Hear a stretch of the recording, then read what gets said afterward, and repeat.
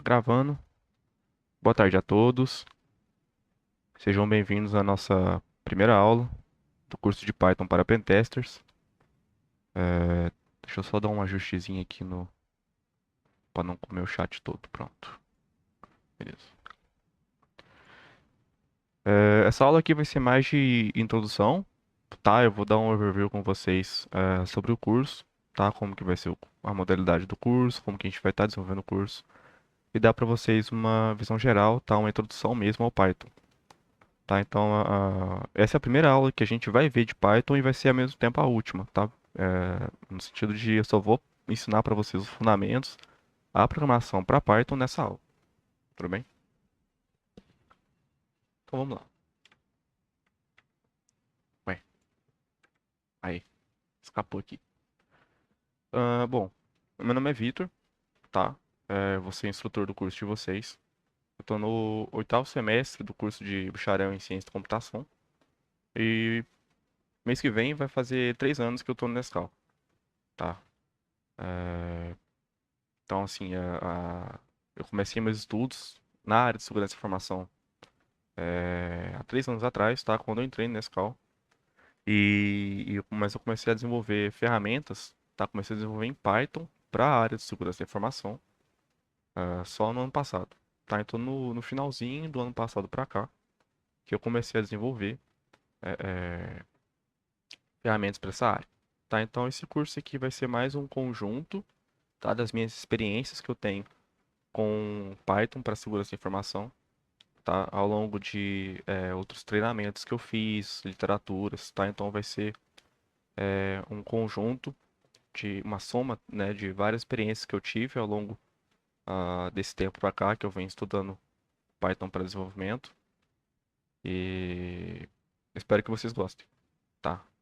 Então, só deixando um adendo aqui, antes de continuar, eu sou estudante, tá? Eu não sou um profissional da área de segurança da informação. Então, eu espero que esse curso esteja bom, tá, o suficiente para que vocês possam tirar proveito. Muita gente me perguntou por que que eu não cobrei por esse curso, tá? Por que que eu não coloquei um valor ali nele para estar fazendo esse curso, justamente por eu estar aprendendo ainda, tá? E não ser um profissional da área. Então, eu achei mais justo dar esse curso aqui gratuito para o pessoal do Nescau e para o pessoal da universidade que quisesse participar, tá certo? Aqui meu LinkedIn, deixa eu pegar aqui. A modalidade do curso é AD, tá? Então vai ser totalmente à distância. É, Qual que vai ser a frequência do nosso curso, tá? Nós teremos 2 aulas por semana, com duração máxima de 2 horas cada, tá? Então a gente nunca vai passar de 2 horas, tá? Até porque já está acordado lá no SIG a carga horária total, então a gente não pode nem passar desse tempo aí. Tá, mas podem ter dias que a gente vai sair um pouco mais cedo, entendeu? Às vezes o assunto cobra ali um pouco mais cedo. Então, se a gente conseguir avançar bem, a gente consegue até terminar um pouco mais cedo nossas aulas, tá? Mas nunca vai passar de 2 horas, beleza? Ah, Método de avaliação, tá? Como que eu vou estar avaliando vocês nesse curso? Para emissão de certificado, eu não vou cobrar presença, eu não vou ficar vendo quem está vindo para a aula, quem não está vindo para as aulas para emitir o certificado, tá? O método avaliativo vai ser para uma avaliação final. Então, ao final desse curso, eu vou passar uma avaliação para vocês, uma prova, tá? E aí eu vou detalhar mais para frente, né, quando a gente chegar lá no final. E vai ter direito para emissão do certificado quem tiver rendimentos equivalente ou superior a 70% dessa avaliação. Tudo certo por aqui, pessoal?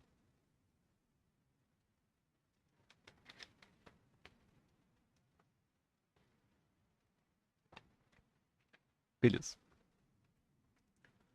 Ahn, as dúvidas, tá? Vocês podem tirar durante a aula, apesar disso aqui ser um curso. Eu não quero que seja algo que fica só eu falando aqui, falando e falando. Se vocês quiserem tirar dúvidas, colocar alguma pontuação, seja no chat, seja por voz, aperta no botãozinho de levantar a mão do Meets, né? E pode abrir o microfone, enfim, quero que vocês se sintam à vontade, tá? Não é porque é um curso que eu vou estar apresentando aqui pra vocês que tem que ficar acanhado, nada do tipo, tá? Vocês podem estar tirando a dúvida de vocês aí a qualquer momento, beleza? E aqui meio institucional, tá? Para caso vocês queiram estar tirando dúvida por e-mail, tá? Pode mandar lá no meu e-mail pessoal também, mas nesse caso eu sugiro que vocês utilizem o fórum de dúvidas do campus virtual, tá certo? Bom, sem mais delongas, bora para bibliografia. Bibliografia do nosso curso, tá? Vai ser sobre esse livro aqui, Black Hat Python. É, Vocês já chegaram a dar uma olhada nesse livro? Vocês conhecem esse livro?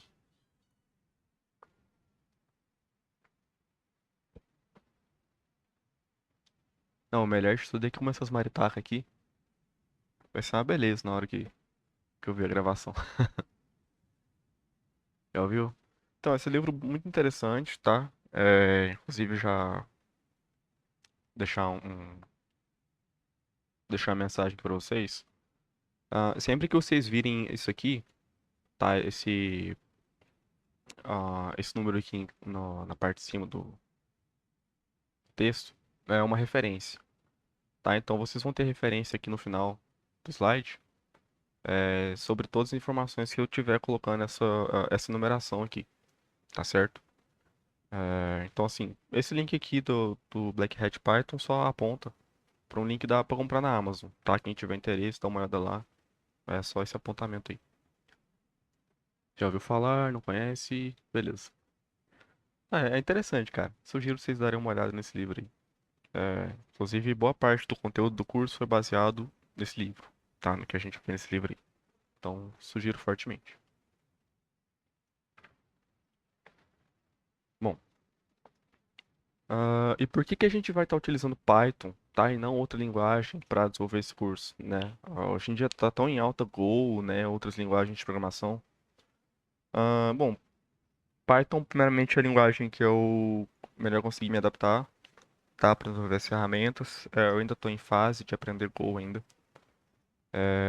E também porque, por várias pessoas, Python é considerado uma das linguagens mais fáceis de se aprender, tá? Então, eu acho que pela simplicidade do Python, a gente vai conseguir ter um rendimento muito grande aqui, tá? No desenvolvimento das aulas. A gente não vai perder tanto tempo com, não diria bem lógica, tá? Mas algumas questões de sintaxe, que às vezes o pessoal que é novo na hora de programar, né? Nós temos aqui pessoas matriculadas no curso de primeiro período do curso de computação ou de sistemas de informação.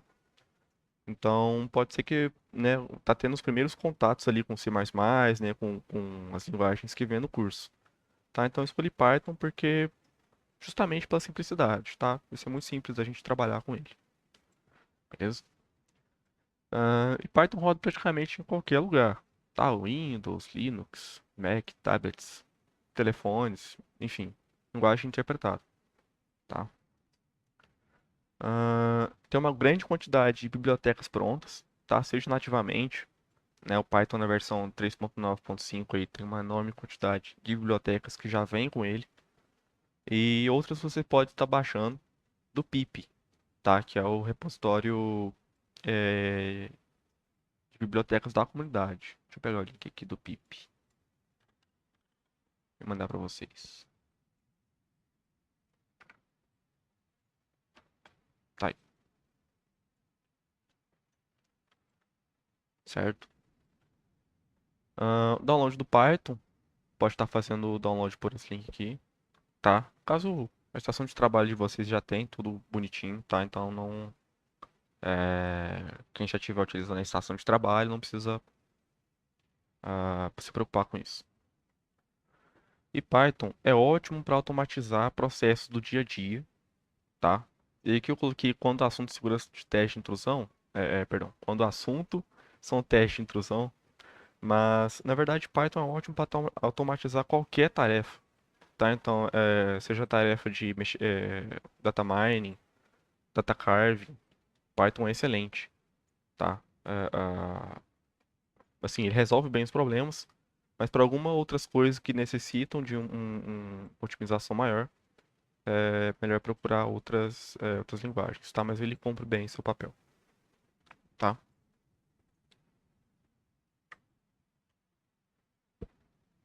Bom,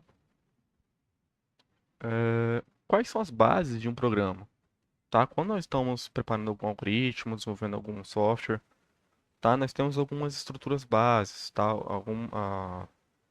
Nós temos operações de entrada e saída, né? Que são operações de I/O, né? Que eu comentei com vocês, leitura e escrita, tá?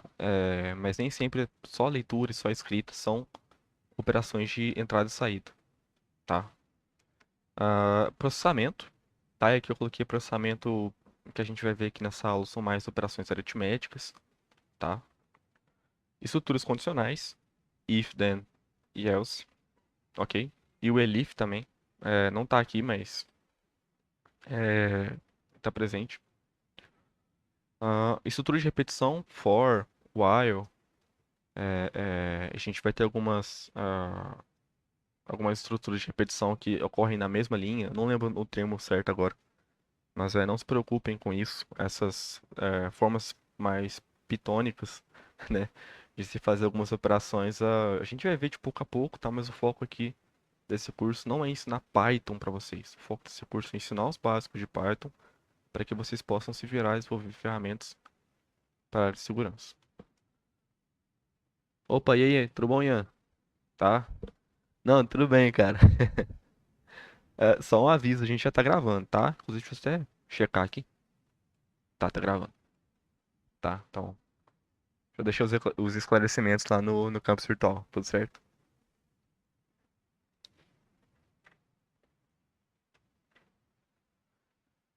Bom, agora a gente chega aqui pra parte de pôr a mão na massa, tá? A gente foi bem rapidinho lá na parte mais teórica, né? Então a gente já vai partir um pouco pra mão na massa. Quem tiver as estações de trabalho, vamos abrindo aí. Inclusive, eu acho que vai ser rápido aqui pra abrir, mas eu tinha que ter aberto antes da aula começar. Mas tá tudo bem.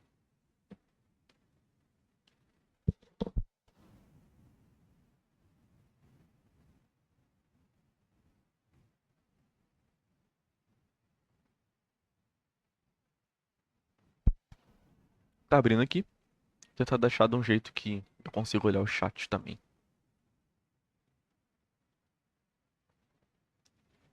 Pronto.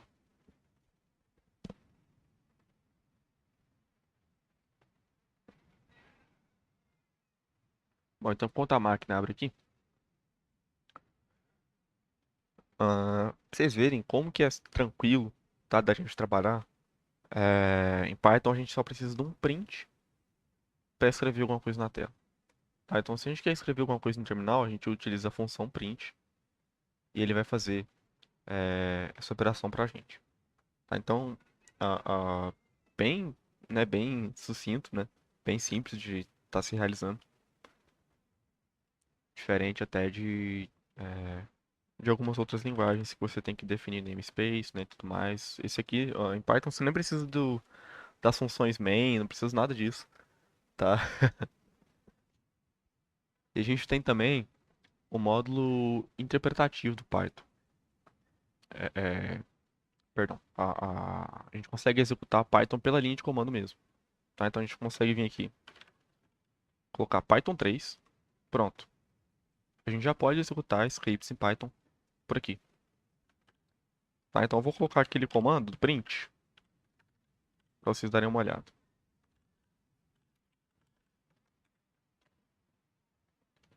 Pronto. Ele executou nossa função de escrita, tá? Todo mundo consegue acompanhar? Já conseguiu abrir as máquinas virtuais? Ou vocês vão utilizar a máquina de vocês mesmo?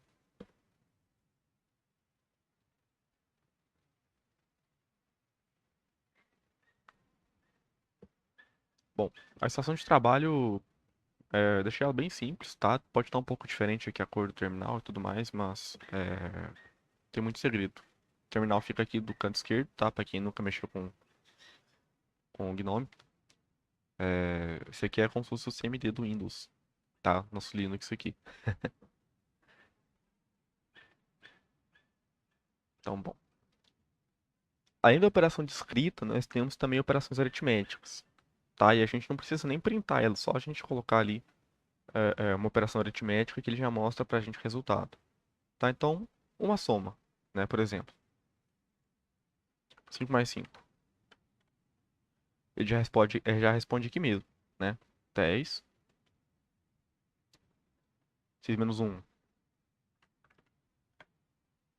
5, né? Multiplicação,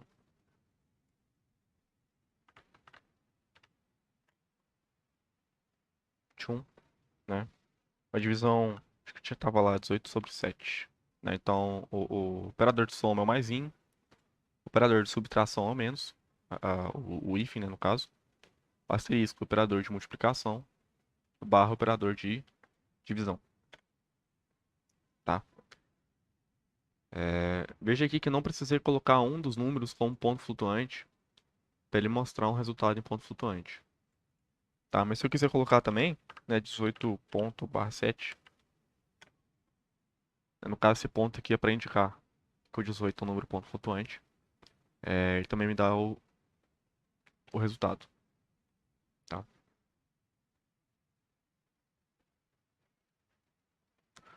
Outra operação, restos da divisão, tá? Então vamos lá.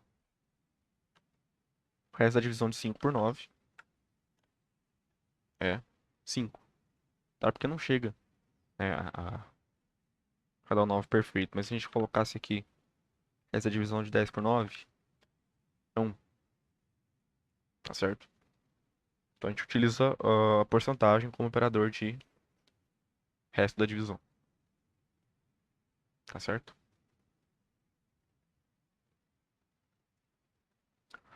Potência, tá? A maior parte das linguagens de programação a gente vê com... Esqueci o nome. Eu vou falar chapéu, mas não é chapéu. O... Circunflexo. É, esse aí, né? Circunflexo. Acabei esquecendo. Vai, valeu. A maior parte das linguagens usa o circunflexo, tá? E saiu dois aí, mas é igual o Ian mandou, é um só. Tá? E aqui a gente vai utilizar dois asteriscos, tá? Para potência. Tá, então 6 elevado a 6. Eita. Ah, não. É isso mesmo. Eu já tava imaginando que era 6 ao quadrado. Já confundi todo. Não, mas é isso mesmo. Então a gente consegue utilizar a potência aqui com dois asteriscos. Tudo bem? Mais um pouco. É, Fechando aqui operações aritméticas, vamos para atribuição de variáveis. Tá? Então, para atribuir uma variável, a gente pode colocar o nome da variável. Tá? E aqui tem que ser, se eu não me engano, tem aquela questão de não começar com número, começar com uma letra. Tá? Das mesma questão das outras linguagens, tá? Não tenho certeza e vale dar uma pesquisada. Vamos lá, como que a gente declara? Coloca o nome da variável e aqui o operador de atribuição, tá? Então eu vou estar atribuindo o valor 5 à minha variável x. Beleza. Ele atribuiu, mas não falou nada. Se a gente quiser ver o valor da nossa variável, tá? A gente só coloca o nome dela e pronto. Ele mostra pra gente o que está armazenado na variável x. Tá legal?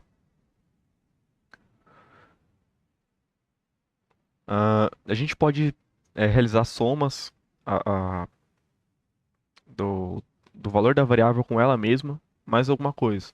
Tá? Dessa maneira aqui, com o mais igual. Beleza? Então, ao invés de eu colocar, por exemplo, x recebe x mais x, né? Deixa eu dar um print aqui, que seria 10, né?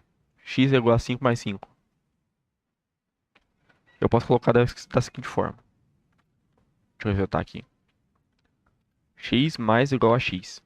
Que ele vai falar, x vai receber o valor de x mais alguma coisa, tá? Nesse caso aqui eu tô falando pra ele somar com ele mesmo. tá certo?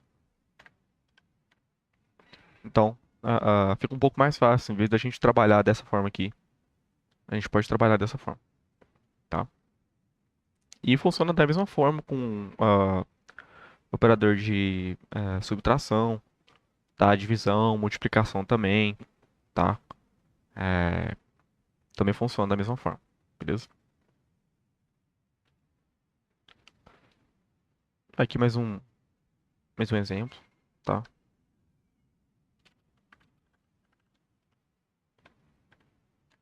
Aqui só realizando uma potência de 2 aqui para variável x, tá? Então 10 ao quadrado é 100, tá certo?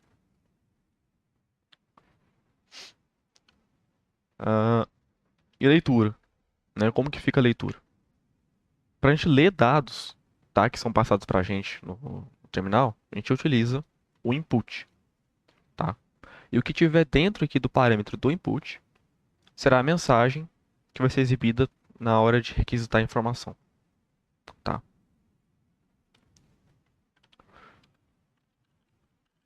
Então, por exemplo,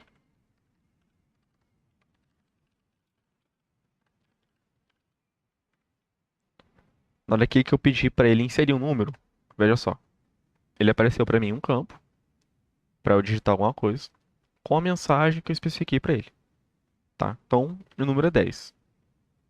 Vou colocar um outro valor aqui, né? 5. Botei 5. Quando eu printar aqui,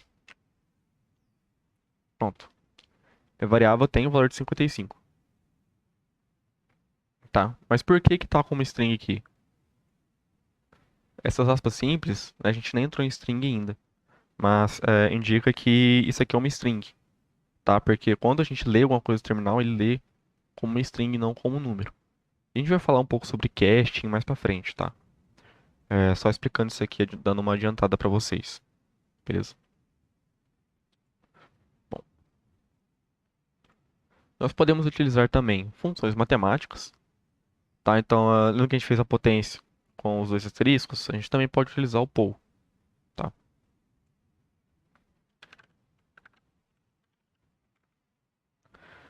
Então, a potência de 5, no caso 5 ao quadrado, é 25, tá? Então, se quiser utilizar o pool também, função pool, enfim, tem várias outras funções matemáticas, tá? Para se utilizar.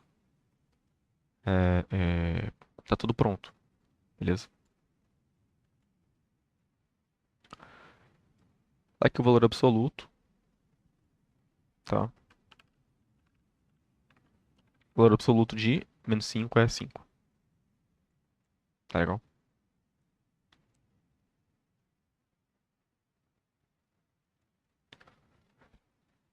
Agora vamos entrar aqui com parte de operadores lógicos, tá? E operadores condicionais, tá? Então, sempre quando a gente vai mexer com isso aqui, tá? Mas na parte de condições, né? Tá na parte de estruturas de repetição, estruturas condicionais, tá? Então, sinal de maior para indicar maior que alguma coisa, sinal de menor é a mesma coisa. Enfim, tá bem intuitivo, assim como as outras linguagens. Tá? Maior é igual, menor é igual. É que tem uns dois iguais aqui para indicar que é igual a alguma coisa. E o diferente é um exclamação no igual. Tá? Então vamos testar aqui. 5 maior que 10. 5 não é maior que 10. Tá? Então ele mandou aqui um false. Então ele retorna um valor booleano a partir disso aqui. Tá? Então você passa uma condição e ele vai retornar um valor booleano com base nessa condição. Certo? 5 é menor que 10? Verdadeiro, né? 5 é igual a 10? Falso. 5 é diferente de 10? Verdadeiro.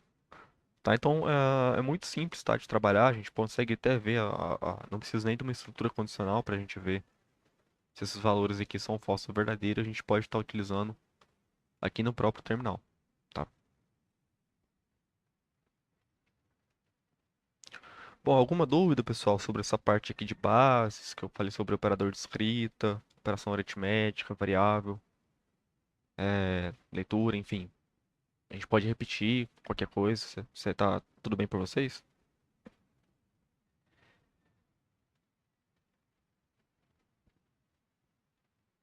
Beleza, perfeito. Então bora dar sequência aqui.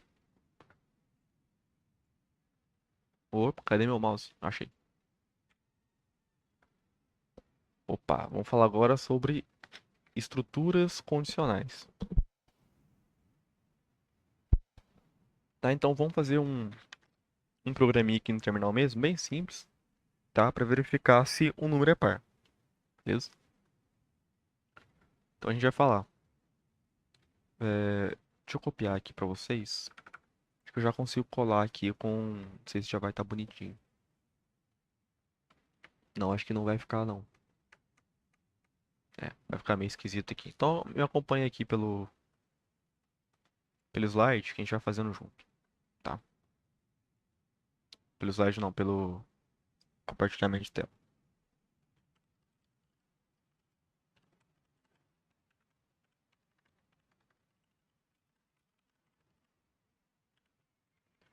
Tá, então eu vou solicitar o número para o usuário, tá? Com input. É, pode atribuir normal, sem problema, tá? Eu só quero dar um exemplo aqui com input. Tá, então eu quero ver se o número, sei lá, 5, ele é par ou é ímpar, tá? Atribuir. Eu vou falar o seguinte. é,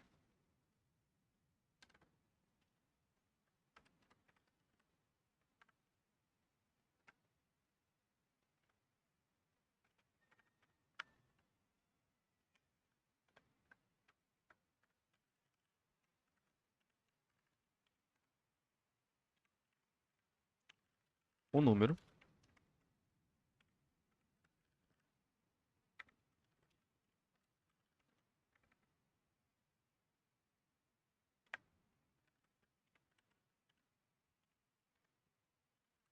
Aqui eu tô dando tab, tá? Essas tabulações aqui é um tab direto, beleza?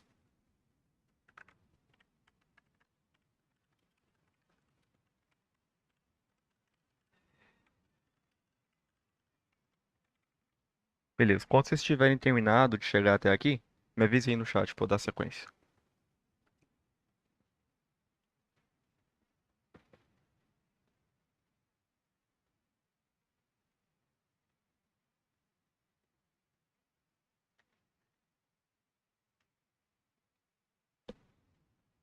Quando chegarem nesse pedaço aqui.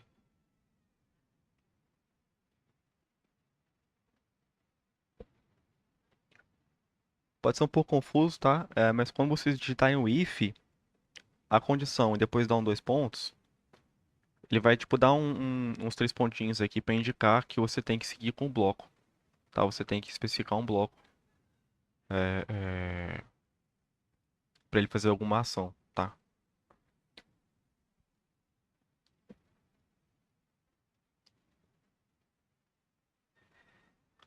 Vamos lá, pessoal, mais um minutinho.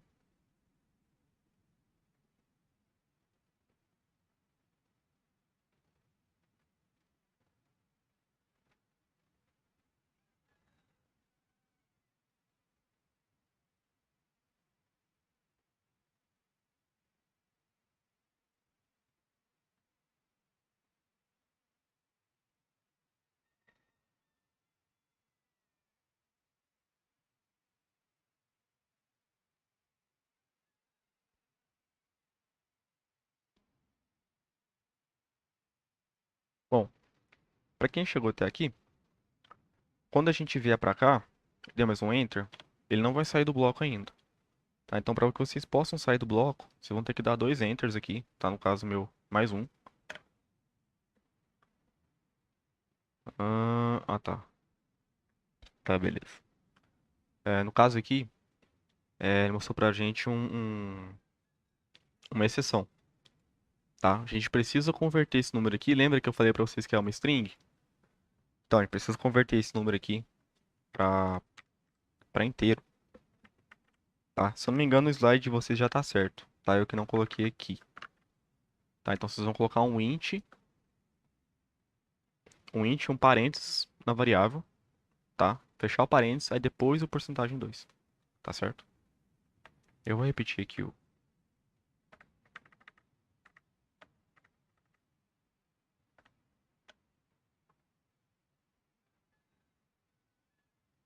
Ué. Ah, não, tá certo. Disfarça. Ah, então, bom. A gente conseguiu aqui, a partir dessa condição, tá? Verificar se o número é ímpar ou não. E a gente consegue fazer isso tudo pela linha de comando mesmo, tá? Vamos ao próximo exemplo.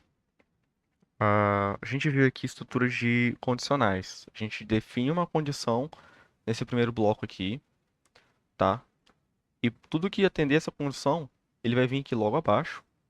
E o que não atender a condição, ele vem para essa parte de baixo aqui depois do else. Tá entendido? Essa primeira aula vai ser mais introdutória mesmo, mas eu preciso passar isso para vocês, tá? Perfeito. Então vamos lá, estrutura de repetição. A gente vai fazer uma estrutura que escreve os números de 0 até 9. Tá? A gente vai ter dois exemplos aqui.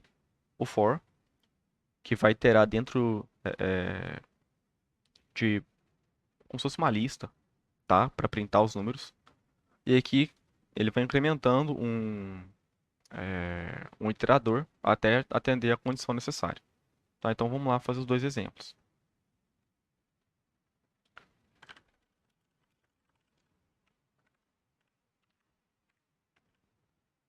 Para cada i dentro desse range, vou printar esse i. Tá? E aqui mesma coisa, a gente vai ter um bloco aqui, vai ter que dar um tab para entrar nesse bloco e vai ter que dar dois enter se quiser sair do bloco. Tudo certo? Então veja aqui que, ó, ele printou. Tá 0, 1, 2, 3, né, até o 9, como foi a nossa condição que a gente especificou, tá? Então, essa forma de iterar, tá, dentro do Python é como se fosse um for each, tá? Para cada variável dentro do conjunto de variáveis, você vai iterando em cima é, daquela lista,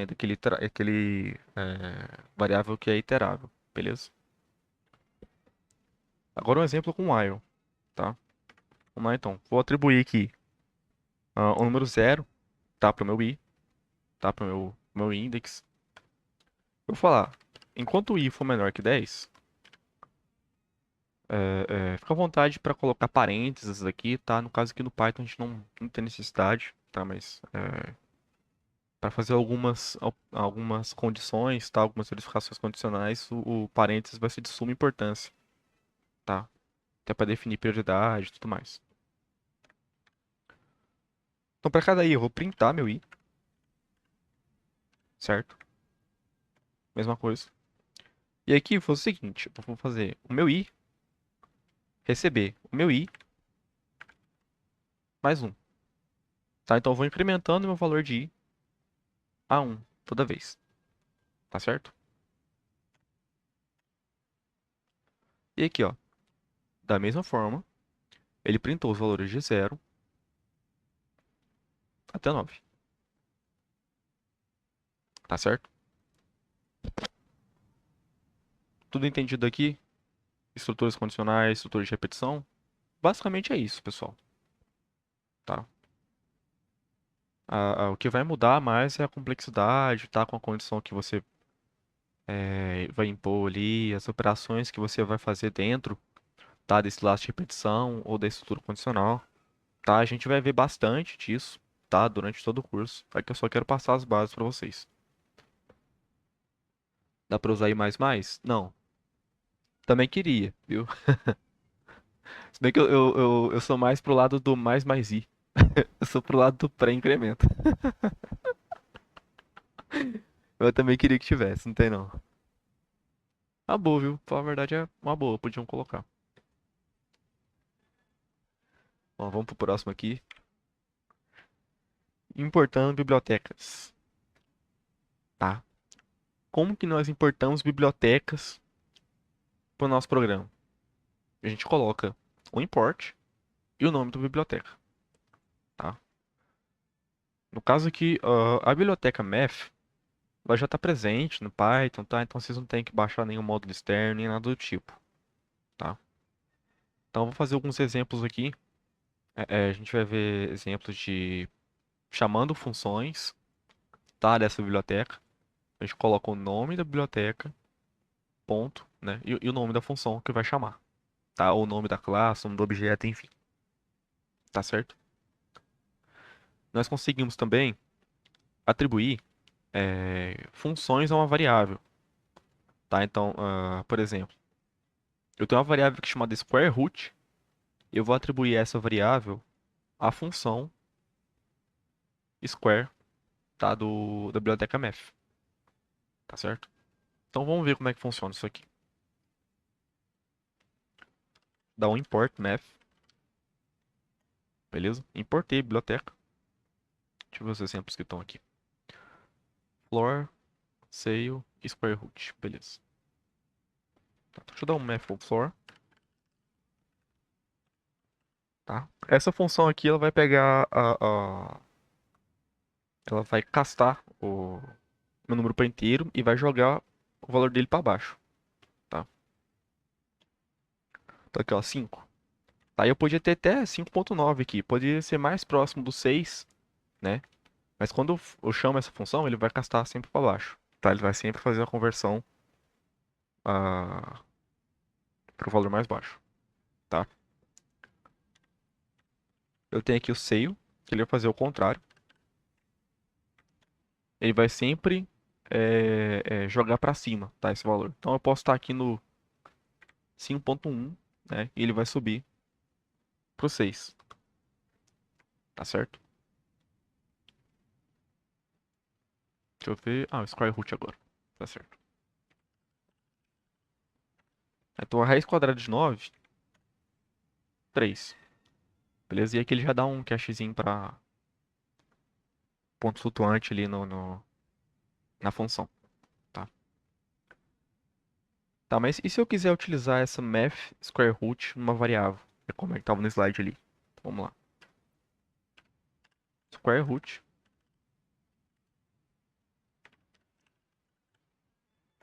Pronto. Nós atribuímos a função math square root para nossa variável math square root.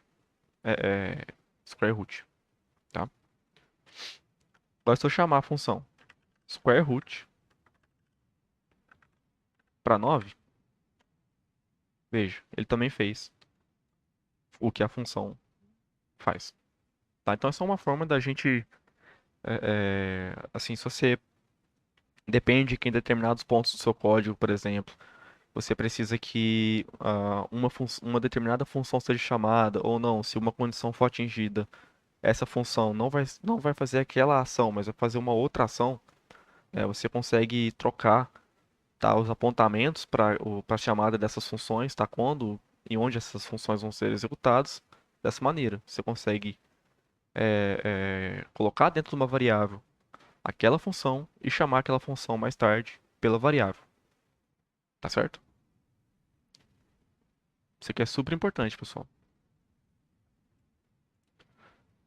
Temos também a função lambda, tá? A função lambda são funções que nós definimos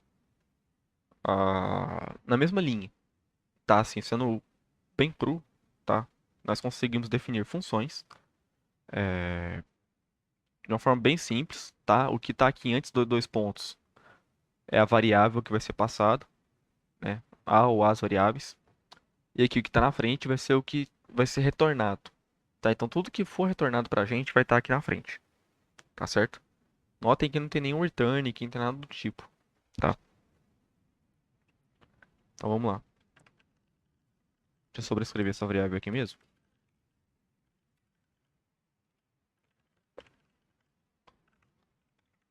Tá? Então é o seguinte, eu estou passando x para minha função, estou fazendo o square root de x, tá certo?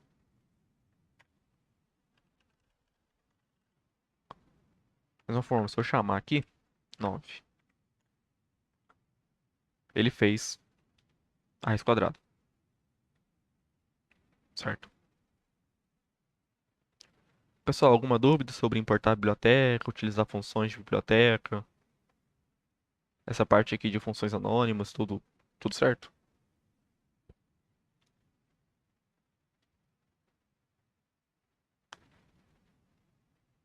Perfeito.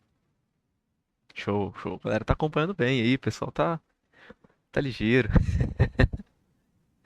Então vamos lá, vamos prosseguir.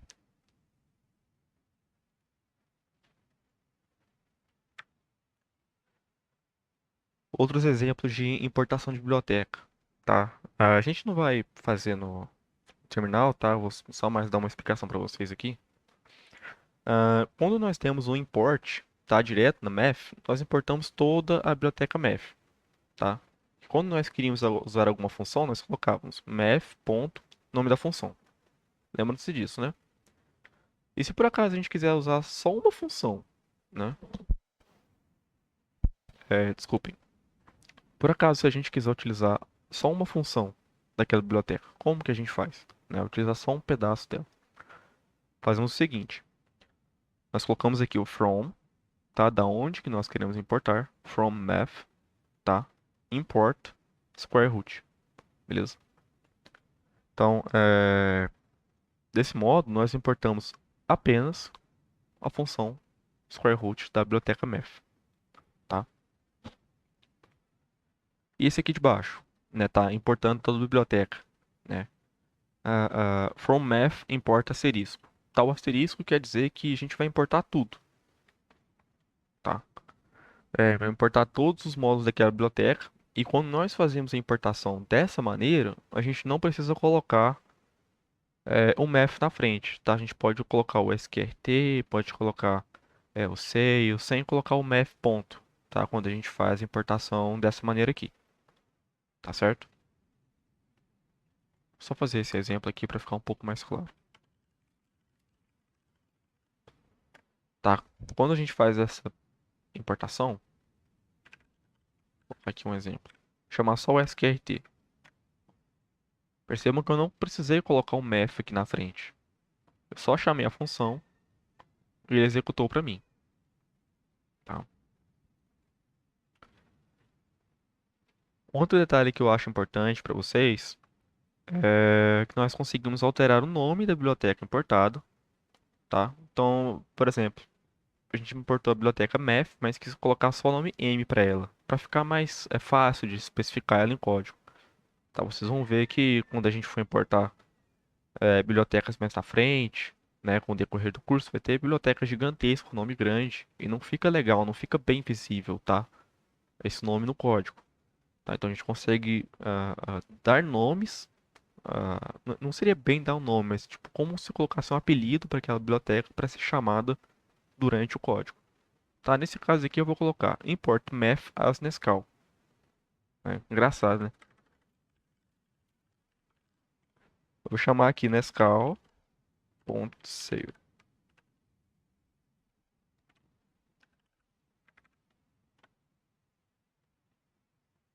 Ele jogou para cima, né? Chamou a função sale e executou. Tá, então math, nós colocamos o apelido aqui da biblioteca, né, para Nescau. Tá, então a gente não importou toda a biblioteca no sentido de com asterisco, né, para jogar as funções. Não, às vezes a gente quer manter a nomenclatura da biblioteca, né, e chamando ela conforme a necessidade. Tá, então aqui, por exemplo, Nescau ponto, né, engraçado, né? Tudo certo essa parte aqui de funções, pessoal, importando a biblioteca e tudo mais.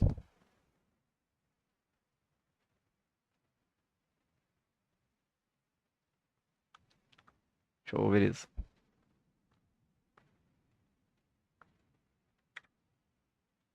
Vamos lá.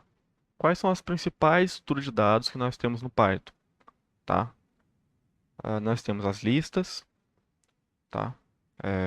Nós temos os sets e os dicionários, tá? Vocês vão trabalhar mais com esses mesmo, tá legal?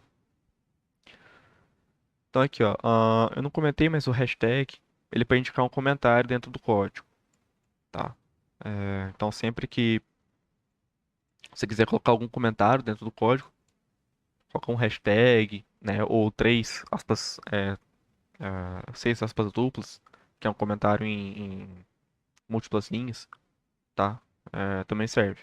Mas só para ficar confuso que hashtag é um comentário no código. E o comentário não vai ser executado, tá? Ele vai ser ignorado, certo? Então vamos lá, um exemplo de lista aqui. As listas, nós declaramos um colchetes, tá legal? Então basta colocar um colchete, colocar os valores dentro dela, separados por vírgula, para indicar os itens da lista, tá certo? Então vamos lá. Falar que minha lista recebe os valores. Esses inteiros aqui, tá? Os inteiros 1, 2, 3, 4 e 5. Perfeito. Minha lista está pronta. Como que eu adiciono um conteúdo à minha lista? Tá? Você pode utilizar a função append, tá? Então se eu colocar lista, ponto. Tá, eu quero adicionar o valor 6. Tá? Então minha lista vai ter os valores 1 até 5 e o 6 no final. Tá? Lembrando que ele sempre vai adicionar esse valor no final da lista. Tá? Agora eu vou dar um lista. Veja aqui. Minha lista atualizada com os valores. Certo? Mas, Victor, como é que eu removo? Né? Como que eu faço para remover um item da lista? Tá? A gente pode colocar o lista. No caso aqui, eu estou falando lista, tá? Mas é o nome da variável. Tá? Então, você instanciou uma variável do tipo lista. Você pode chamar funções de uma lista. Tá? Nós temos aqui a função append para adicionar um item. É o remove. Tem outras também, tá? E update e tudo mais, mas aí fica para estudo de caso. Tá? Supondo que eu quero remover o valor 1, tá? Entenda aqui, eu não estou removendo o valor, eu não estou removendo um item da lista pelo seu índice, tá? Aqui eu estou removendo ele pelo seu valor, tá? Então ele vai procurar esse item na lista e vai remover, tá? Aqui, ó. Ele encontrou o valor 1, beleza? Na minha lista e removeu ele, mantendo dessa forma, tá? Alguma dúvida sobre listas? Tudo certo? Sim, tô perguntando toda hora, mas aqui é bem tranquilão, tá? Acho que vocês não vão ter problema com isso aqui não, mas faz parte. É, não cheguei a comentar, né, no começo da aula, mas esse é o primeiro curso que eu tô dando, e vocês são minha primeira turma, tá? Então tô um cadinho nervoso até também, então não liga não. É, a gente vai pegando junto aqui, pegando junto o jeito da aula, certo? Então, bom, acho que tá tranquilo aqui, né, a parte lista de boa. Vamos pros sets, tá? Ah, os sets, eles não deixam que há elementos duplicados na lista. Tá? Então, quando que vocês vão estar utilizando mais os sets? Os sets serão mais utilizados quando vocês têm uma lista pronta, tá? Vocês têm um conjunto de itens, você quer remover dessa lista os elementos duplicados, tá? Então você já tem uma lista pronta e você quer deixar ela sem duplicações, tá? Então vamos a um exemplo aqui. Lista sem duplicados. Eu vou colocar aqui, deixa eu colocar assim primeiro, vamos lá, lista, uma lista normal, tá? Para ficar mais didático aqui.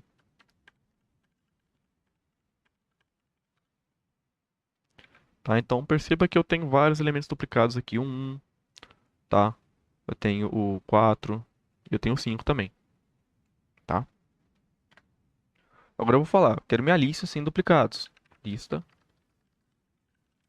lista sem duplicados, recebe um set dessa lista, tá certo? Vamos ver como é que está o valor dessa lista sem duplicados agora. Aqui, ó. Certo? Ele removeu os itens duplicados dessa lista, tá? Sim, bem tranquilo. Acho que essa questão do set ela é mais usada para isso mesmo, tá? E vai ser bastante útil para o desenvolvimento, tá? Agora dicionários. No dicionário vocês vão usar demais. Vai usar bastante também. Dicionário permite que a gente mapeie itens. É como se fosse uma lista, tá? Mas nós vamos mapear os itens da nossa lista com chaves, tá? É, Então, por exemplo, eu atribuo aqui um valor do meu dicionário, 0 para a posição A, tá? Para a chave A. Eu atribuo para o meu dicionário o valor 1 para minha chave B, tá? Então, essa aqui é a instância do meu dicionário. E ele é instanciado qual que é o nome disso aqui? Chave, isso mesmo. Ele é instanciado com chaves, tá legal? Então, vamos lá, dicionário. Vou colocar aqui duas chaves, tá? E aqui, é aspas simples para indicar uma string, tá? Inclusive, não tem isso daí no material de vocês. Não coloquei no slide, eu acabei pulando. Mas para a gente especificar uma string, tá? Se a gente quer colocar um texto no nosso programa, a gente coloca ou aspas simples, tá? Ou aspas duplas, beleza? Para a gente colocar um texto. Aqui em cima, a gente utilizou. Tá vendo que a gente tem um F aqui na frente, antes de colocar o print? Então, esse F aqui permite que a gente invoque as variáveis dentro do nosso texto sem precisar ficar dividindo ele, né? Por exemplo, assim, coloca aqui aspas duplas, o número, aí depois aspas duplas, sinal de mais para concatenar string, aí depois tem que converter o número para string, aí depois um sinal de mais, aí depois outra sequência de string, é par, entendeu? Então, nós conseguimos fazer essa junção aqui dentro do texto, direto, tá? Colocar já o valor da nossa variável dentro do texto, dessa maneira aqui. A gente coloca um F, tá? Isso aqui foi introduzido no Python 3.6, beleza? E depois do F, a gente coloca aspas duplas, tá? Para o nosso texto. E, entre colchete, o nome da variável, beleza? Então, só esse adendo aqui que eu acabei usando e não expliquei para vocês anteriormente. Agora tá explicado. Então, vamos lá. Agora eu quero dar para a chave B o valor 1. Tá? Então, esse é o nosso dicionário. Deixa eu printar ele aqui. Beleza. Chave A tem 0. Chave B 1. Tá? Como é que eu adiciono dados? Tá? Não, a gente não vai usar o append aqui. Tudo certo? Nós fazemos da seguinte forma. Por exemplo, eu quero adicionar para a posição C, valor 2. Vamos printar. Tá? Então é dessa forma que nós adicionamos. Tá? Conteúdo. Coloca o colchete, o valor, qual chave, né, que vai ser especificado. No caso aqui eu falei 3. Vai receber o valor 2. Tá? E como é que a gente acessa? Mesma forma. Dicionário A. Aqui, ó. O item, o valor que vai estar associado à chave A é 0. Tá? Assim como a gente especificou aqui em cima. Como que a gente deleta um valor? Vai fazer o seguinte. Del, tá certo? E a chave. Vamos printar nosso dicionário. Veja aqui, ó. Eu deletei, tá? Eu chamei a, o del aqui, tá? Pra chave B do meu dicionário, certo? E aí, quando eu printei meu dicionário, pronto. O B não tá aqui mais, tá?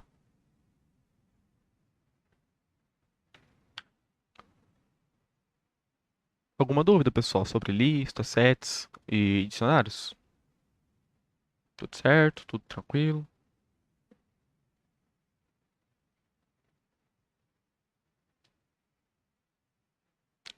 Show, beleza.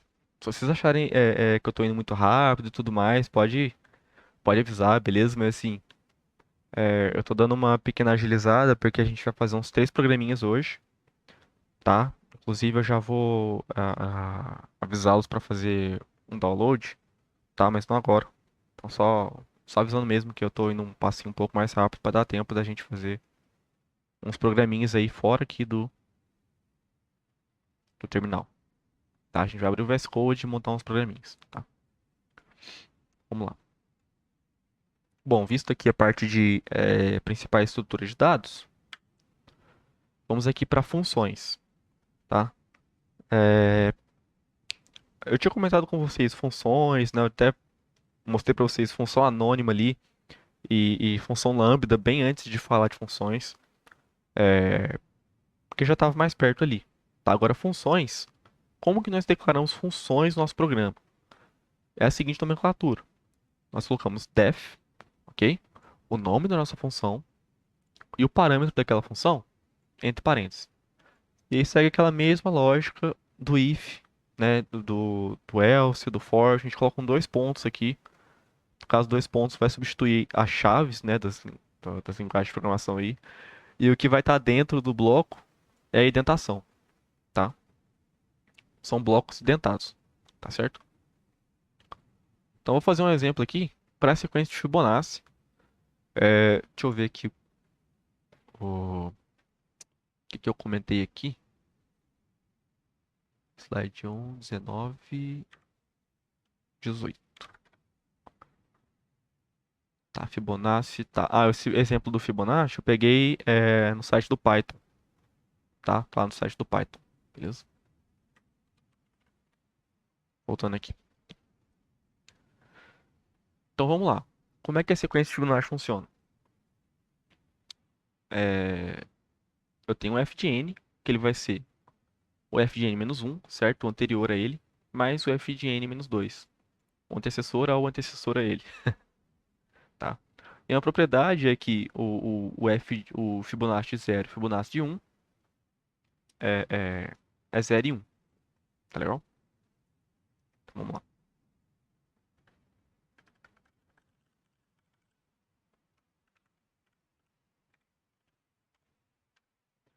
Vou falar aqui que A e B, né, no caso aqui o antecessor e o atual, são 0 e 1, tá? Vitor, o que que você está fazendo aí? Você colocou uma vírgula, o que que é isso?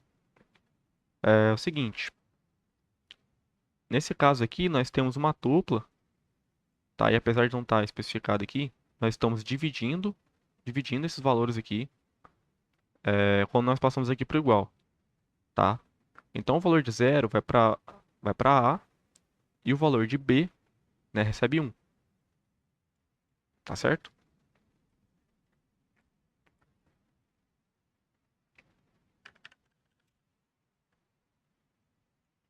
Vou ver aqui, A menor que N, beleza? Aí a gente entra em outro bloco aqui, tá? Vai dar mais um tab, tá certo? Ah, printa o A, beleza? O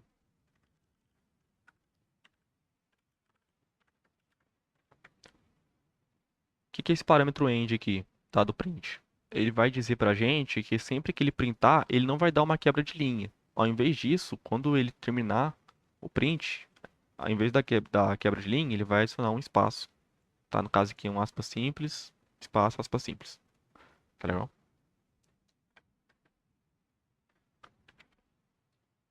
A recebe, a B recebe B, mas tá.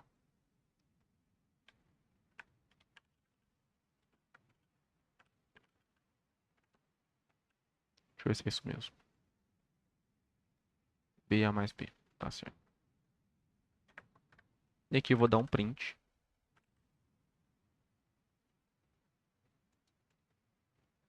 Ah, tá. Esse print aqui é só pra não ficar colado o texto, tá? Perfeito. Agora vamos chamar.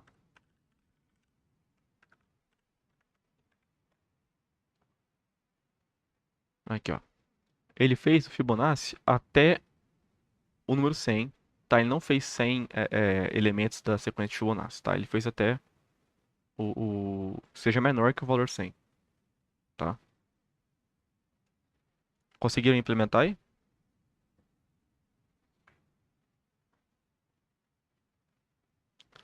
Vamos lá, pessoal. Quando eu acabar, vocês têm que acabar junto.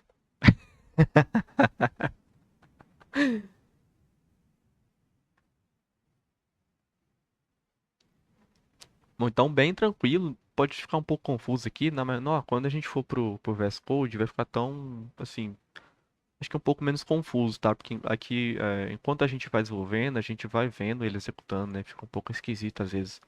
Não tá acostumado com isso, né? Mas logo logo a gente vai pro VS Code, vai dar uma melhorada, tá? Então, bom, pra gente fazer a chamada da nossa função, nós colocamos o nome dela e passamos o valor que a gente quer, tá? Então é muito simples, é só isso, tá certo?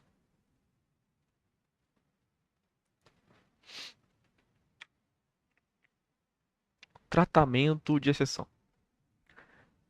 Lembra que deu uma exceção mais para trás lá? Porque eu não fiz a conversão. Que eu não fiz a conversão do input para um inteiro? Então, por eu não ter tratado a exceção, naquele caso, por eu não ter feito a conversão, né? Não foi bem um problema de tratar a exceção.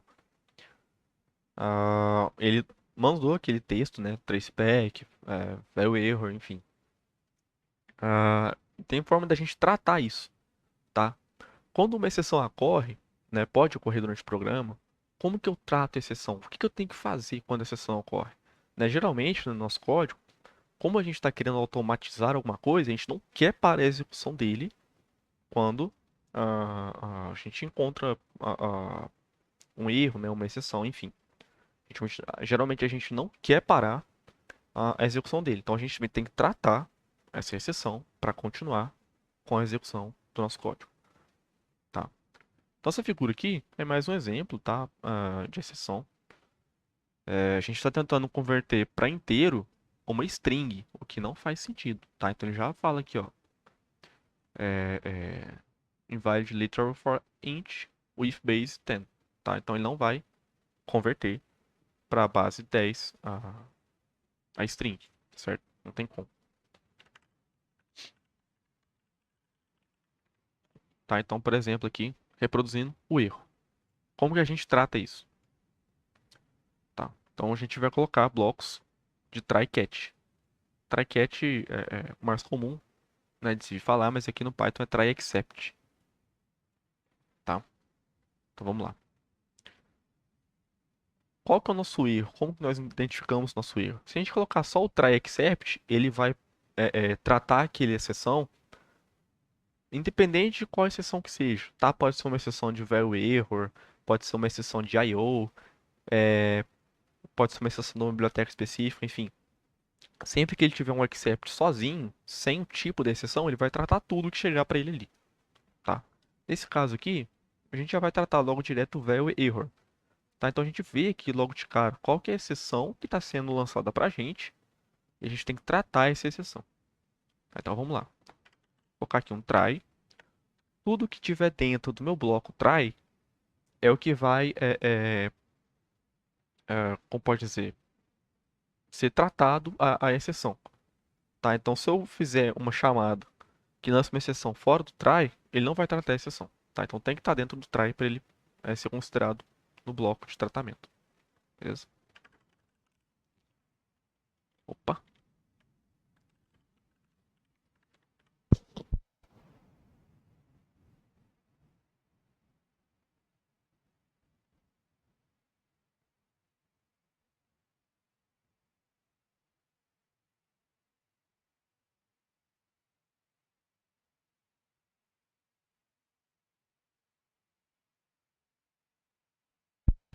pronto. Tratando isso aqui, o que que ele vai fazer? Em vez de ele lançar essa exceção aqui, a gente vai tratar o value error e vai colocar um print na tela, ó, não é possível castar, não é possível converter uma string para inteiro.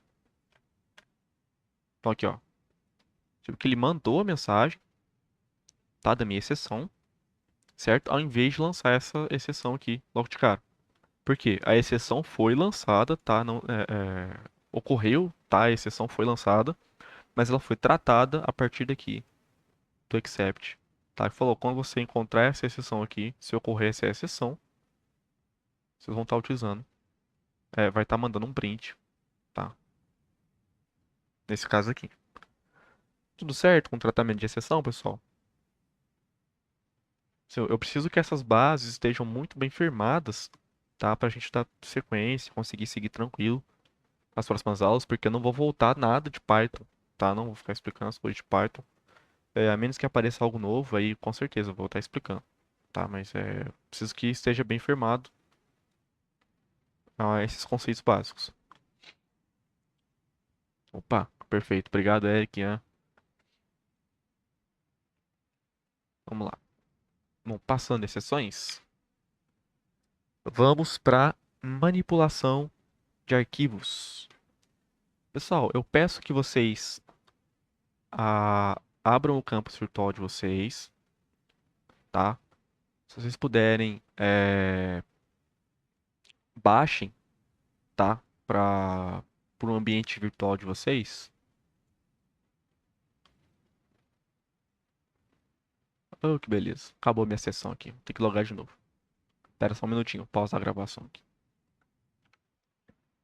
Bom, retornei a transmissão aqui.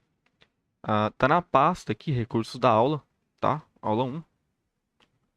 Vocês vão ver que tem 3 arquivos, tá? TXT, CSV e JSON, certo? Se vocês puderem, baixem esse conteúdo, movam para a máquina de vocês, tá? Que a gente vai estar utilizando agora, tá?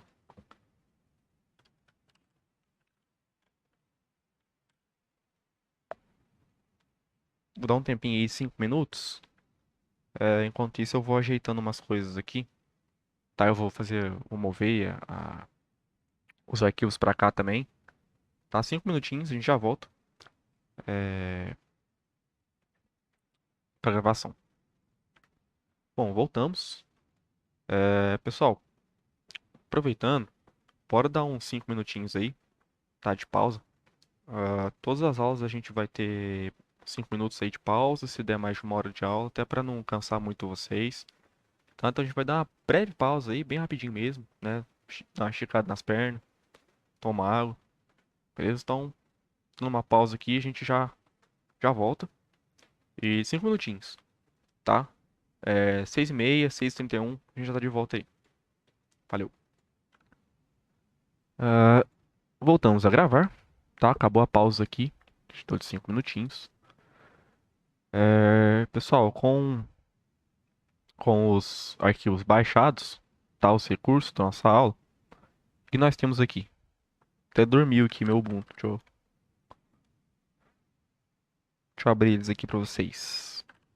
Nós temos 3 arquivos, tá? Esses 3 arquivos são reports, tá? De uma mesma ferramenta de teste de intrusão, tá? E essa ferramenta ela exportou para mim 3 testes diferentes, tá? Um teste foi feito com o report output, né, no formato TXT, outro CSV e outro JSON, tá? E o que a gente vai fazer hoje, tá? Nessa fim de aula aqui, já está chegando no fim, é fazer a leitura desses arquivos, tá? Então nós vamos aprender a extrair as informações desses arquivos dentro do nosso código, tá?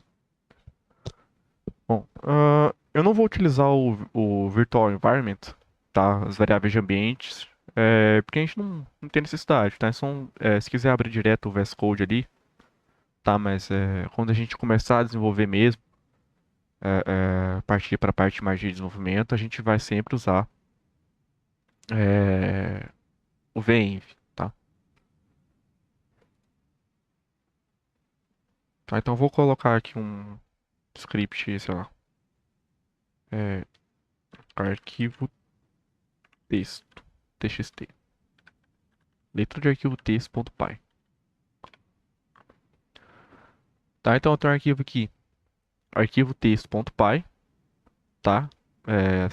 Nós criamos arquivos, tá, para poder programar em Python com essa extensão, tá? É o .py, beleza? E a gente programa, tá? Da mesma forma que um programa comum, tá? Então já deixando preparado aqui, vou voltar um pouco e falar sobre manipulação de arquivos, tá? Como que nós manipulamos arquivos em Python, tá? Com o open, tá? A função open, nós abrimos um arquivo, certo? Então é muito simples, não tem que importar biblioteca nenhuma, enfim, bem direto. A gente especifica o caminho do arquivo que será aberto e o modo de abertura daquele arquivo. Vai ser para leitura, vai ser para escrita, vai ser para escrita e truncado, vai ser append, né, no caso você escrever sempre no final do arquivo, né? É, enfim, tem vários modos, tá? Abrir apenas para a leitura e escrita, né? Enfim, tem vários modos de abertura, tá? De arquivo. Tá? Nesse caso aqui a gente vai abrir só para leitura, tá? O R, né? De read, e a gente vai consumir os dados, tá?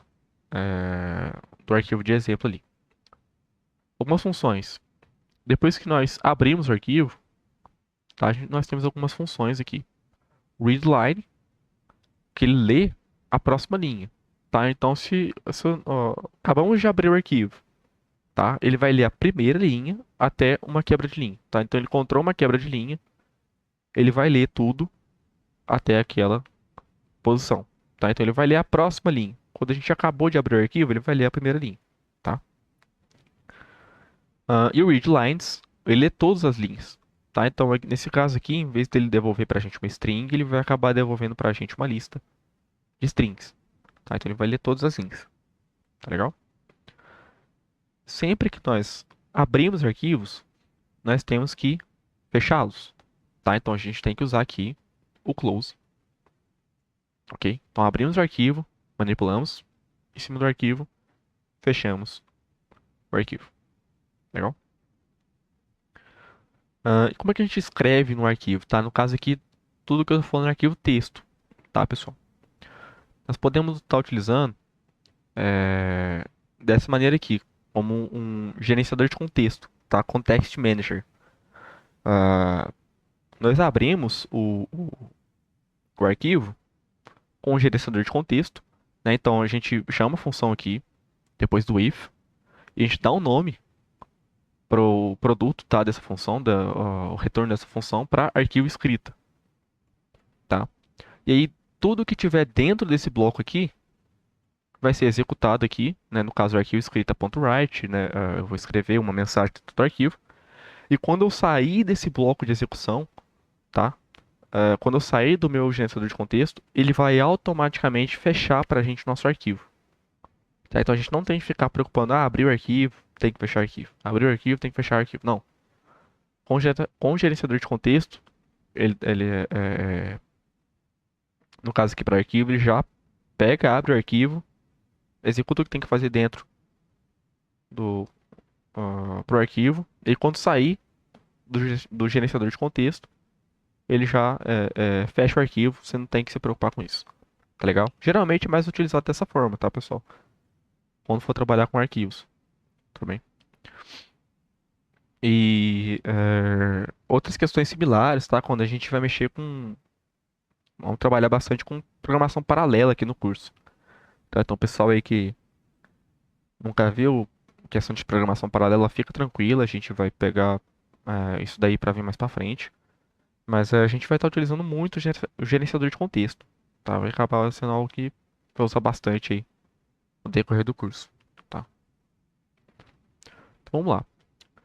Leitura de linha, read, escrita, write. Bem tranquilo mesmo, tá? E aqui nesse exemplo, tá? A gente vai fazer a leitura de um arquivo TXT, né? No caso aqui, a gente vai pegar esse arquivo. Caso o meu estava dentro da pasta resources, eu joguei para a pasta raiz, então vocês vão colocar o caminho do arquivo aqui, tá? Então, se tiver na mesma pasta, não precisa colocar esse resources aqui, só colocar o nome do arquivo direto, já vai, tá? E aqui o R para indicar que é só modo de leitura. Vamos lá então, botar a mão na massa. Vamos identificar a estrutura desse arquivo. O que que esse arquivo é feito? Tá? Então eu tenho aqui ah, algum, alguns itens aqui, tá? Então eu tenho aqui, por exemplo, o índice de uma requisição, tá? O payload que foi utilizado naquela requisição, a URL, daquela requisição, o método da requisição, tempo, enfim.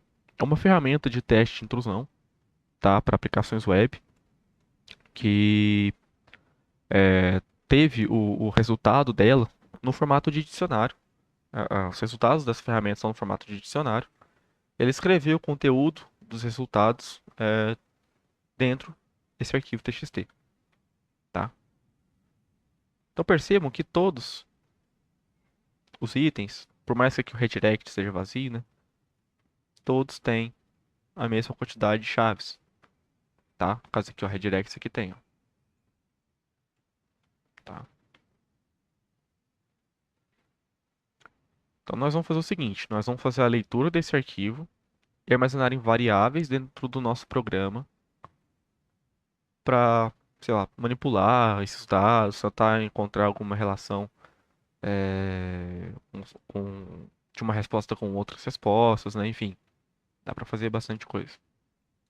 Tá, então vamos lá. Seguindo aqui. Arquivo leitura open, né? Então a gente vai abrir o arquivo para leitura. Vamos lá.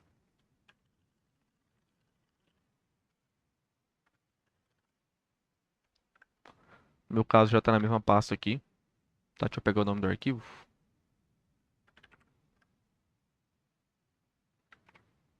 para leitura,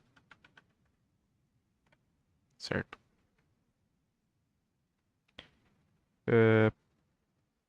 Espera só um minutinho. Aí. Então nós temos aqui os resultados, que é uma lista, tá? E o meu resultado, que é a visão individual, tá? Então a gente tem uma lista de resultados que a gente quer armazenar e nosso resultado individualmente é o dicionário, né? Como eu havia explicado para vocês. Tá? Então vamos lá.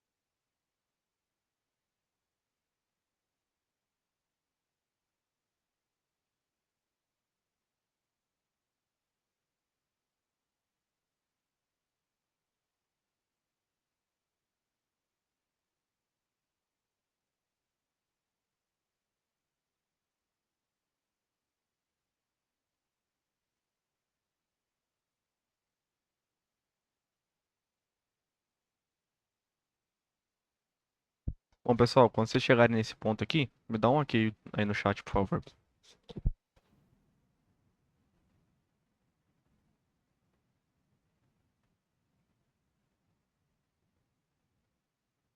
Pá, esqueci de dar uma coisinha aqui.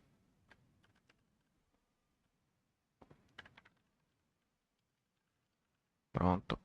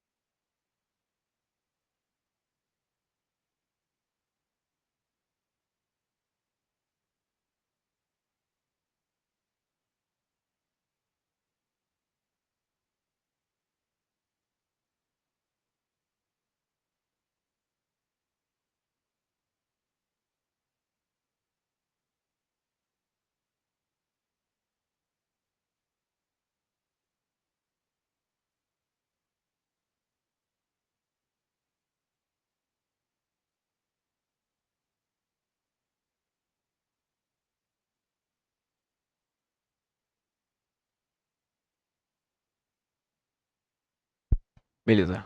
Perfeito. Bom, vamos executar aqui então, né? Python 3, tá? Pra gente executar os nossos arquivos, o nosso script, arquivo texto.py. Tá? Então o que que a gente tem aqui? Tá? Eu vou cobrir um pouco aqui, tá? O código, pessoal. O que que nós temos aqui? Nós temos a leitura daquele arquivo texto e a gente fez o parsing, tá? Do conteúdo daquele arquivo dentro de uma lista de dicionários. Tá? Então aqui, ó, tem uma lista de dicionários, tá certo? Então eu peguei o conteúdo. É como se eu fizesse o rollback, né? A gente tira do arquivo, né, para transformar de volta pro código, né? Quiser fazer algum outro tratamento. Tá? Então a gente pegou essas informações e trouxe para cá. Tá tudo no formato de dicionário. Aqui, ó. A chave método, valor get, RTT, né? Tempo de resposta e requisição. O status da requisição 301, para onde que foi redirecionado, né? Caso aqui, valor, né, do redirected, enfim. Nós conseguimos é, ler esse conteúdo. Legal? Bora pro CSV. Vocês podem pegar esse código aqui depois, tá? Eu vou disponibilizar para vocês lá no campus virtual. Tá legal? Só pra gente dar sequência aqui. Vamos lá então. Arquivo, arquivo CSV. Como que a gente faz leitura de arquivo CSV? Seguinte forma. A gente importa a biblioteca CSV, tá? E agora a gente vai utilizar o if, tá? Vou pegar o nome do arquivo aqui.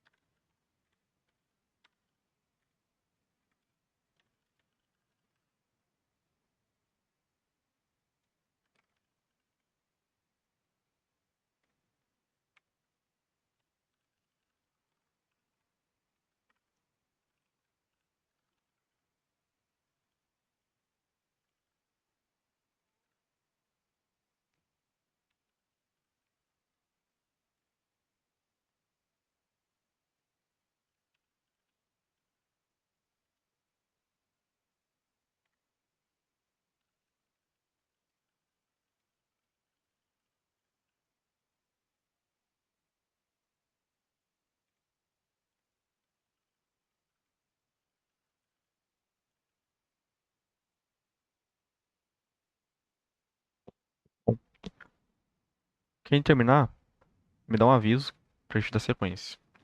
É... Rapidinho, esse é um pouco menor.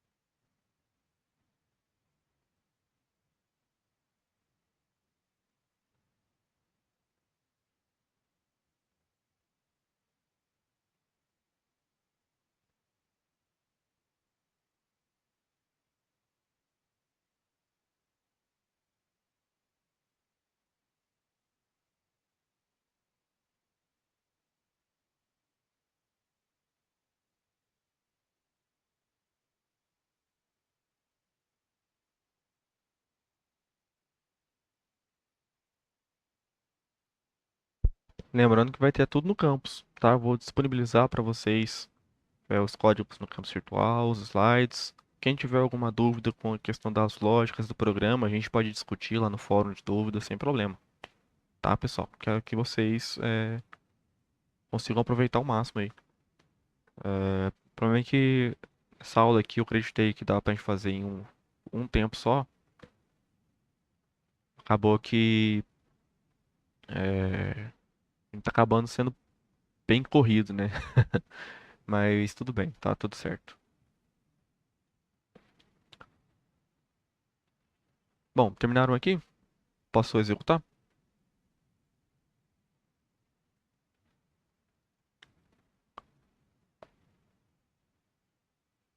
Perfeito. Vocês me dão um aviso aí, pessoal, porque senão eu vou ficar moscando aqui, achando que vocês estão ainda estão fazendo, né? Então vamos lá. Arquivo CSV.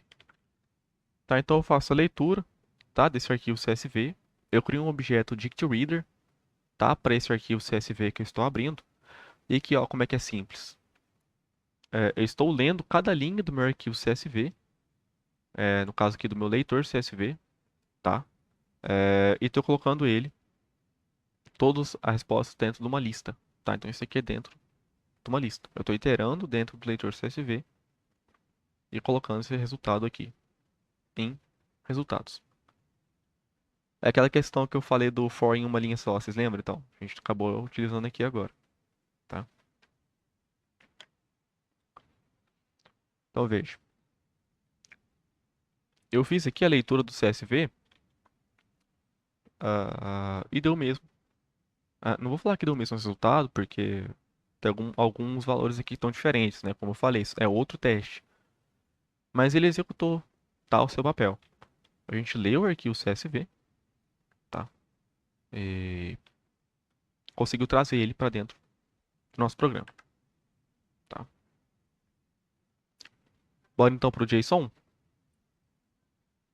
Tudo certo aqui, pessoal, com CSV e TXT?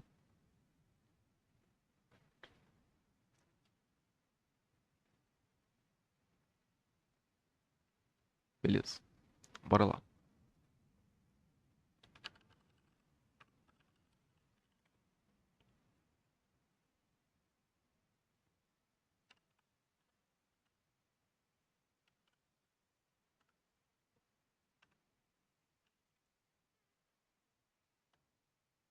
Aí aqui a gente já vai utilizar o try catch, tá?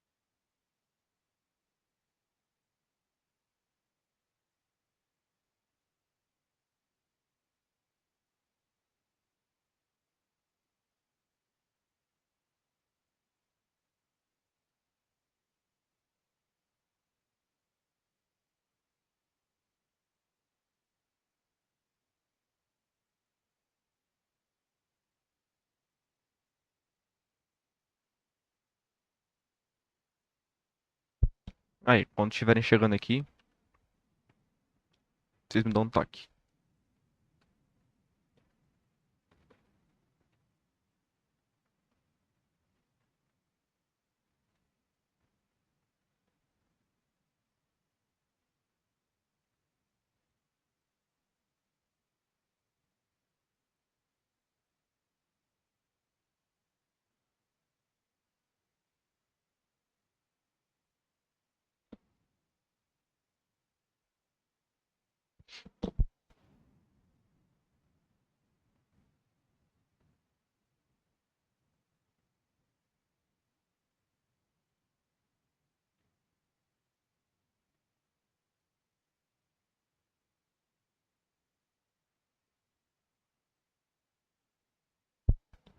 Perfeito. Ah, bom, a lógica aqui desse programa, tá? Nós vamos abrir o arquivo, tá? Como eu expliquei para vocês com gerenciador de contexto. E aqui com o JSON load, né, ele faz a abertura aqui direta, né, do JSON e já traz os resultados para a gente no formato que a gente deseja, tá? Por que eu estou utilizando try catch aqui? Porque caso ele não encontre o arquivo, tá, para leitura, ele vai lançar uma exceção do tipo error, tá? E a gente tem que tratar essa exceção. Então eu dei três exemplos para vocês. a gente fez uma leitura do arquivo TXT abrindo e fechando manualmente, do CSV com o gerenciador de contexto, né? E aqui, com o arquivo JSON, a gente está utilizando o gerenciador de contexto e try catch, tá? Try except no caso, beleza? Esse else aqui é para indicar, caso não tenha ocorrido nenhum erro, tá? Caso não tenha que tratar nenhuma exceção, ele vai partir para esse bloco aqui. Então ele só parte para esse bloco para printar só se deu certo, beleza? Então vamos executar aqui.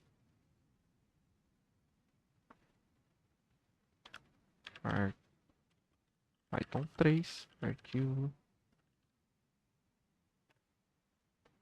Aqui, ó. Também executou, tá? Da mesma forma, trouxe as informações pra gente no formato de lista de dicionários. Tá legal? Agora, eu vou trocar aqui o nome, né? Em vez de ser JSON, colocar JSON, né? Vamos ver. Aqui, ó. Ele fala, não foi possível abrir o arquivo. Então a gente tratou essa exceção, tá certo? O exit aqui é uma função para ele sair, tá? Ele encerrar o programa, tá certo? Eu vou pegar para vocês aqui os, inclusive aqui os outros slides, tá aqui, ó. CSVI, JSON, tá? Deixa eu pegar aqui para o slide 18, pegar para vocês aqui alguns links importantes para vocês estarem estudando. Tá aqui a documentação da biblioteca CSV e aqui a documentação da biblioteca JSON que a gente acabou de utilizar, tá? Pessoal, entendido aqui até então, vocês conseguiram executar, conseguiram entender o que foi proposto? Estão com alguma dúvida? Assim, a gente pode até ficar uns minutinhos a mais, porque a gente começou um pouco mais tarde, tá? A gente começou umas 5:10 por aí, então, se quiser tirar alguma dúvida, conversar, fica à vontade, tá? Não tem problema não. Esse link tem no campus? Não, mas vai ter no slide, tá? Eu vou colocar o slide para vocês, vai ter todos os links das referências no slide, tá? Beleza? Show.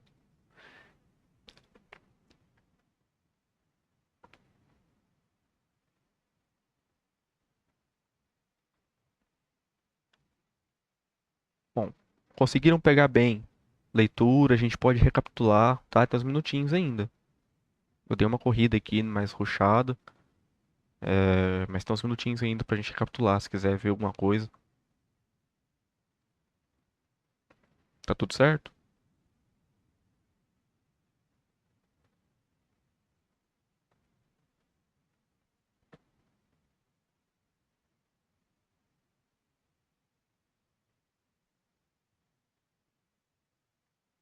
Opa, obrigado, pessoal, obrigado. Beleza. Bom, primeiro dia, né? E já explicando um pouco da didática aqui, né, no finalzinho dessa aula pra vocês. Dia sim, dia não, eu vou passar uns exercícios pra vocês fazerem em casa, tá legal? Não são exercícios difíceis e também não são obrigatórios. Faz quem quer, tá legal? Mas eu gostaria que vocês fizessem para vocês irem pegando o jeito, pegando a manha, né? Como é que programa, como é que desenvolve, né? É, enfim, já dá um gás para vocês nisso daí, tá? E hoje tem exercício, tá? As entregas serão todas sempre na segunda-feira, a menos que alguém tenha algum impedimento de entregar alguma coisa na segunda-feira, né? Então, quarta-feira hoje tem atividade, vai entregar segunda. Se tiver atividade na sexta-feira, vai entregar segunda. Tá legal?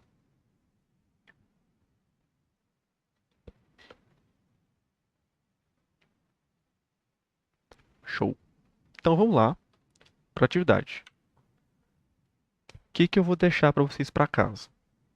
Eu quero que vocês façam leitura de um dicionário, tá? Uma estrutura de dados de dicionário. E escreva esse dicionário num arquivo. Não precisa ser uma lista de dicionários que nem a gente vem fazendo nessa atividade, né? A gente pegou uma lista de dicionários e colocou esses dicionários, né, dentro, né, tipo assim, pegou do arquivo, colocou dentro de um dicionário que ele estava colocando dentro de uma lista. Não precisa disso. Eu quero que vocês escrevam só um dicionário dentro de um arquivo, tá? E tem que fazer tanto para arquivo TXT, CSV, JSON, tá legal? Se quiser fazer de lista de dicionário, pode, tá? Mas o intuito aqui, o que eu realmente quero que vocês façam é escrita de um dicionário no arquivo, tá legal?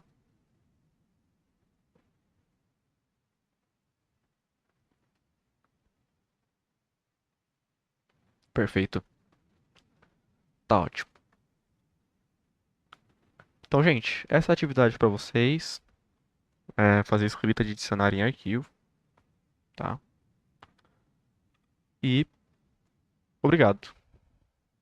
Agradeço aí a participação de todo mundo. É, vocês têm algum feedback para dar? Já de começo, alguma dúvida mais assim que não ficou salienada?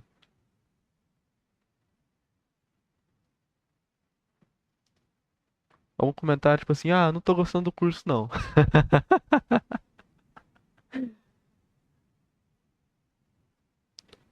né?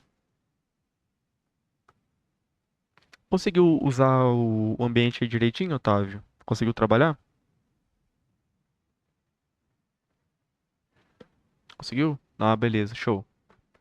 Ah, nas próximas labs, tá? Quando a gente mexer com o laboratório, nós vamos pegar bastante, mexer com redes, tá? Então vai ter que ter uma comunicação aí em ponte, tá? Com a rede da sua máquina com as máquinas virtuais, tá? Mas eu vou explicar como é que a gente como que a gente faz isso, tá legal? Beleza. Pessoal, muito obrigado, tá? Uma ótima noite aí todo mundo. É... Nossa próxima aula vai ser sobre sockets e vai ser na sexta-feira, mesmo horário, 5 horas da tarde. É, Por favor, não se atrasem, beleza? Bom, encerrando a gravação aqui. Valeu.